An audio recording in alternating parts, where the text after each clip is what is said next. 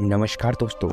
तो आज हम लोग बात करने वाले हैं, क्या भारत वाकई हिंदू राष्ट्र बनना चाहिए या नहीं।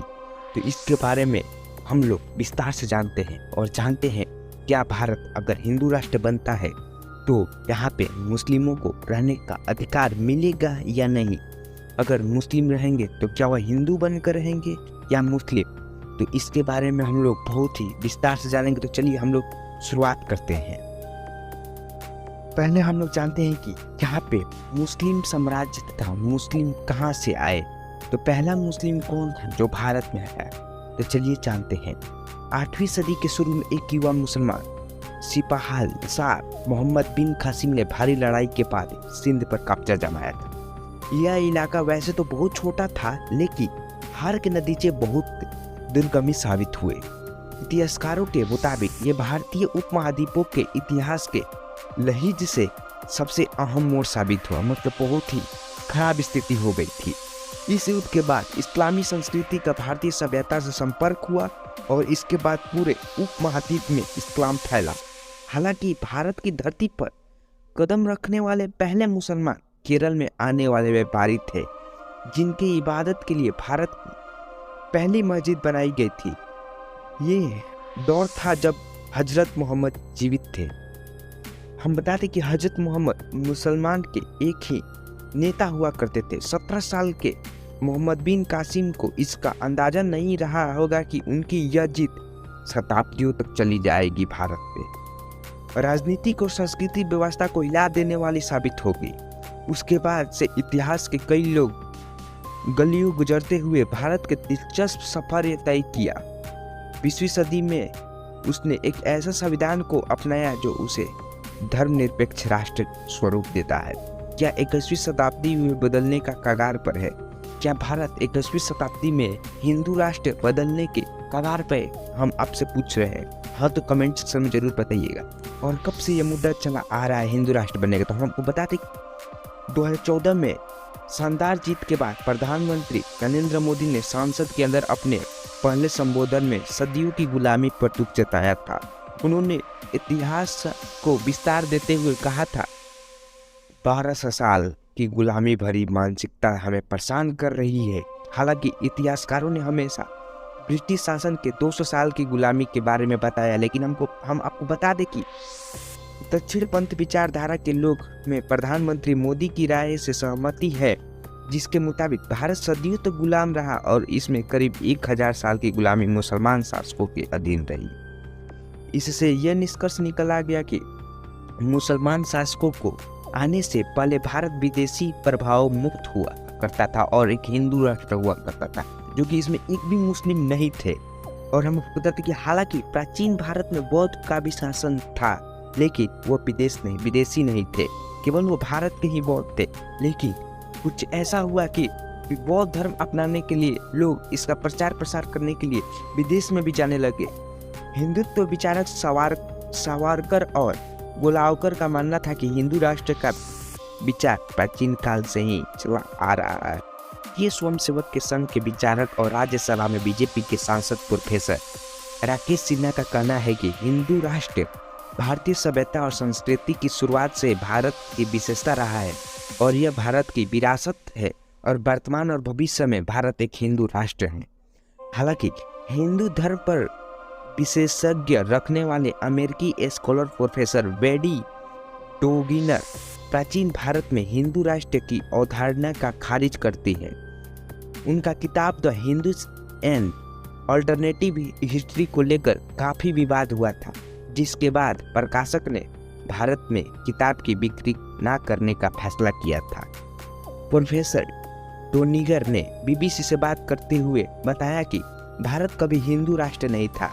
वैदिक काल में भी भारत के छोटे से हिस्से में वैदिक रीति रिवाजों से पूजा अर्चना होती थी।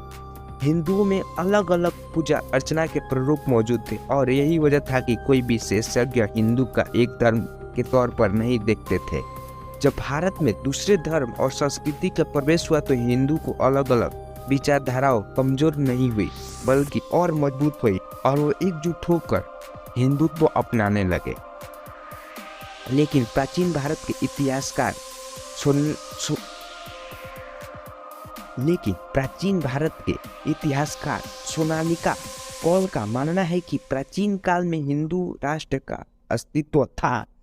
ऐसे में सवाल ये है कि हिंदू राष्ट्र का विचार मूल रूप से कैसे आया, जिस पर अब इतनी चर्चा गर्म है। क्या भारत के हिंदू राष्ट्र में तब्दील होने के संकेत मिल रहा है, या हिंदू राष्ट्र के विचार को बढ़ावा देने के लिए कैसे इतिहास और शैक्षणिक सामग्री का पुनर्लेखन किया जा रहा है।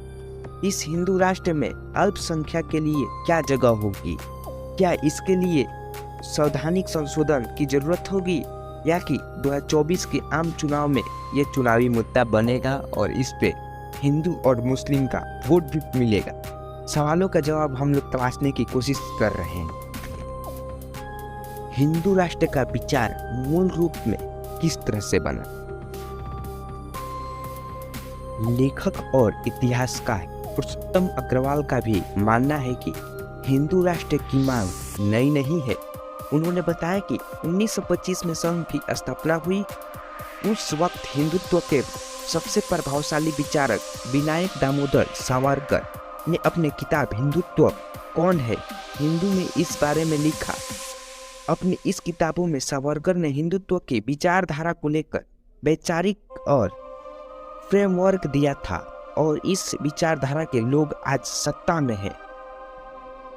सावरकर का संबंध राष्ट्रीय स्वयंसेवक संघ से नहीं बल्कि हिंदू महासभा से था। उनके मुताबिक हिंदू धर्म से कई ज्यादा है और उस राजनीतिक दर्शन को केवल हिंदू आस्था तक नहीं बांधा जा सकता।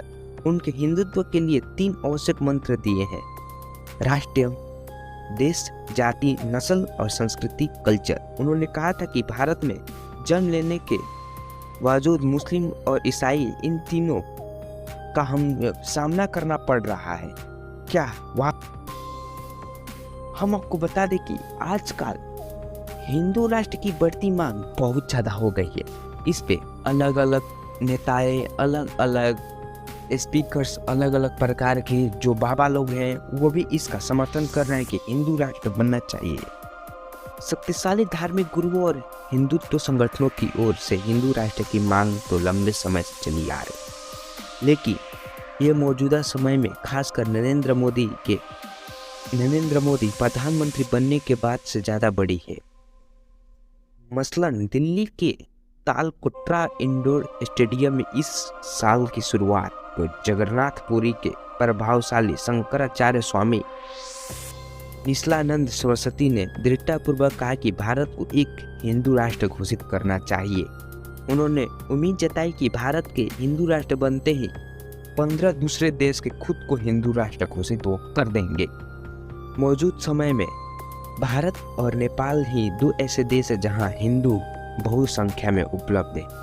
प्रोफेसर जो फ्रेंड का कहना है कि हिंदू राष्ट्र की मांग पहले से बढ़ी है, अभियान बढ़ाए गए हैं, अभियान की तीव्रता बढ़ी है, और तो और इसका भौगोलिक दायरा भी बढ़ चुका है और इसका मांग भी बढ़ चुका है कि हिंदू राष्ट्र बनना चाहिए भारत को। हो सकता है कि आने वाले कुछ सालों में भारत हिंदू राष्ट्र घोषित हो जाए। इसके लिए जमीन स्तर पर काम शुरू हो चुके हैं। विश्लेषकों की मानना तो कई संस्थान संघीय ढांचा, धर्मनिरपेक्षता, सामाजिकता और आर्थिक असमानता जैसे मुद्दों पर समझौता करने के लिए तैयार है।